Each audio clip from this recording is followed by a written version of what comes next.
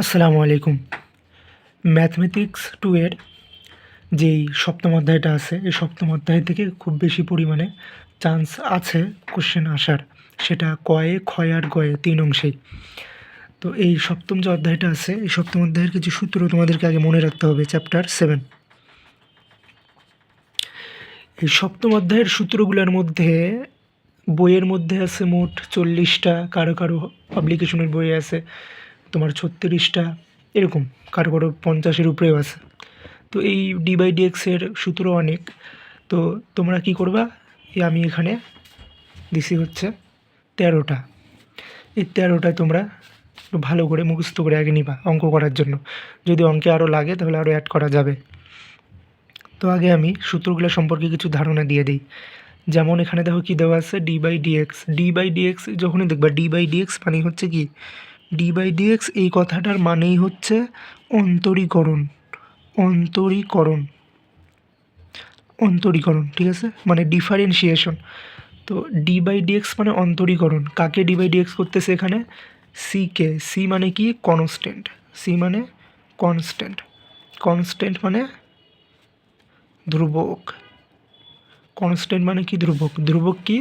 ধ্রুবক মানে হচ্ছে যে কোনো সংখ্যা থাকতে পারে, 0 থেকে শুরু করে সামথিং, তোমার যত সংখ্যাই হোক না কেন, 0 থেকে শুরু করে তোমার 1 কোটি 2 কোটি যতগুলো সংখ্যা আকারে যদি দেয়, তাহলে কি হবে, ওটাকে যদি তুমি ডি/ডিএক্স করো 0 হবে। যেমন আমি একটা উদাহরণ দিই, ডি/ডিএক্স। ডি/ডিএক্স যদি আমি কী করি, ধরো হচ্ছে 150, 150। এটা কি 150 একটা সংখ্যা না? তো এই সংখ্যাটাকে আমরা ধ্রুবক ধরে নিব। তাহলে ডি/ডিএক্স 150 মানে ধ্রুবক, তাহলে কী হবে? 0। তার মানে আমি যদি কোনো সংখ্যাকে ডি/ডিএক্স করি, কী পাবো? 0 পাবো। আরেকটা কথা, যদি আমি এ বি সি এগুলাকে ডি/ডিএক্স করি, এ না হয় বি না হয় সি, তবুও কী হবে? 0 হবে। ঠিক আছে। এরপরে কি বলছে? ডি/ডিএক্স এক্স পাওয়ার এন। তাহলে ডি/ডিএক্স এক্স পাওয়ার এন মানে হচ্ছে এই যে পাওয়ারটা আছে এক্সের উপরে, যেই পাওয়ারই থাক ভাই, যেই পাওয়ারই থাক, ওই পাওয়ারটা কী হবে? সামনে চলে আসবে। এই পাওয়ারটা সামনে চলে আসবে। যে আমি পাওয়ারটাকে কোথায় নিচ্ছি? সামনে। এই যে এক্স পাওয়ার এন আছে না, পাওয়ারটা কি? এন না? এন পাওয়ারটা দেখো এক্সের সামনে চলে যাচ্ছে। আর ওই যে পাওয়ার ছিল উপরে, ওখান থেকে 1 মাইনাস হয়ে গেছে। 1 মাইনাস হয়ে গেছে। এটাই হচ্ছে সূত্রটা। আমি যদি এরকম দেখাই, এক্স পাওয়ার 4 কী করবো? ডি/ডিএক্স করবো এটাকে আমি।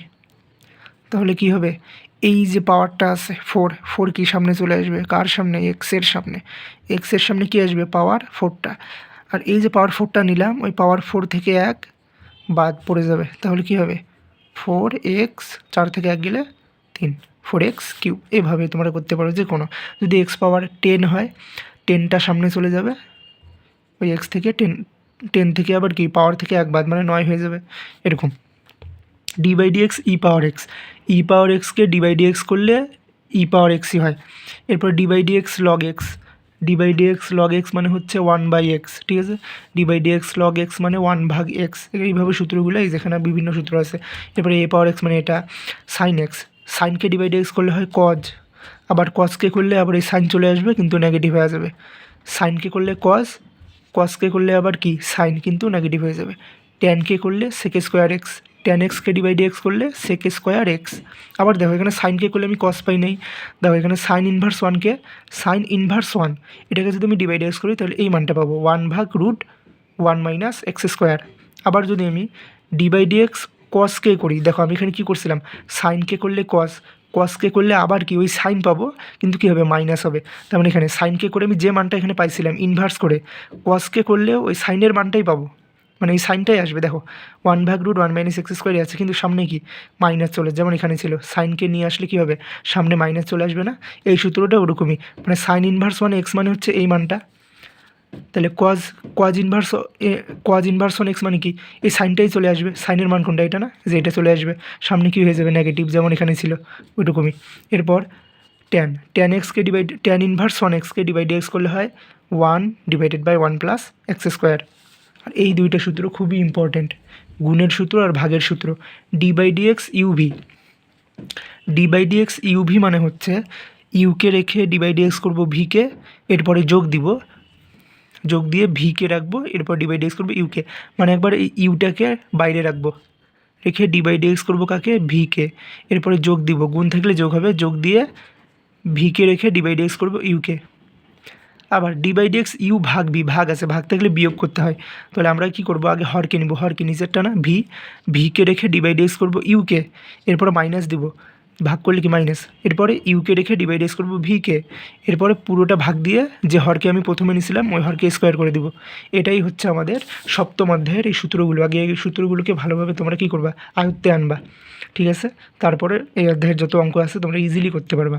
তাহলে আমি সপ্তম অধ্যায়ের একটি গুরুত্বপূর্ণ অঙ্ক করব। এই অঙ্কটা খুবই ছোট একটা অঙ্ক, এটা তোমাদের সংক্ষিপ্ততে দিবে। আরেকটা এভাবে আমি আরও 2টা অঙ্ক করাবো। মাস্ট বি তোমরা একটু চেষ্টা করবে এগুলো অঙ্ক করার, সূত্র জানলে খুব সহজে এগুলো অঙ্ক তোমরা করতে পারবা। তাহলে আগে আমি এই ছোটো অঙ্কটা করি, দেখলে অনেক জটিল মনে হচ্ছে কিন্তু এই অঙ্কটা খুবই সহজ। এখানে দেওয়া আছে sine x minus cos X divided by √1 minus sine 2x। এটাকে আমরা কী করব, অন্তরীকরণ করব। অন্তরীকরণ মানে কি, ডি বাই ডিএক্স। তাহলে আমি এখানে দিব যে অতএব ডি বাই ডিএক্স কাকে করব, এই মানটা লিখব sine x minus cos X ভাগ, এরপর হচ্ছে √1 মাইনাস সাইন 2x। ঠিক আছে, মানে আমি এই যে মানটা আমার কোশ্চেনে যেটা দেওয়া থাকবে ওটার সামনে আমি কি দিব, ডি বাই ডিএক্স দিয়ে দিব আগে। মানে আমি ডি বাই ডিএক্স আগে লিখব, এরপরে আমি পুরো মানটাকে তুলব। এখন আমি এটাকে ডি বাই ডিএক্স করার জন্য কী করতে হবে, এখানে 2 নিয়মে করা যাবে। তুমি ভাগের সূত্র অ্যাপ্লাই করেও করতে পারো বা একটা শর্ট নিয়মে করতে পারো। শর্ট নিয়মটা হচ্ছে এরকম, আমি প্রথমে এটাকে ডি বাই ডিএক্স করবো না, আমি এখানে ডি বাই ডিএক্স রাখলাম, ঠিক আছে?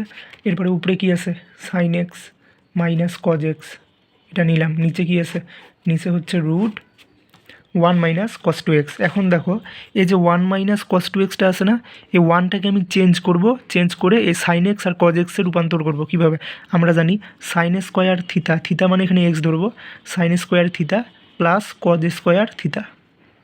তো এই 1-এর পরিবর্তে আমি লিখতে পারি sine square theta plus cos square theta. Theta মানে যেহেতু এখানে এক্স ছিল এই জন্য থিতা হিসেবে এক্স নেব।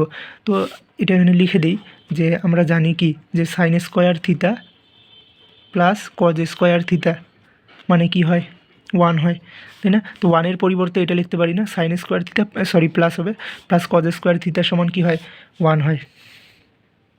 এরপর কি করব, এরপর এখানে মাইনাস আছে, দিব মাইনাস। এরপরে কি আছে, সাইন 2x, তাই না?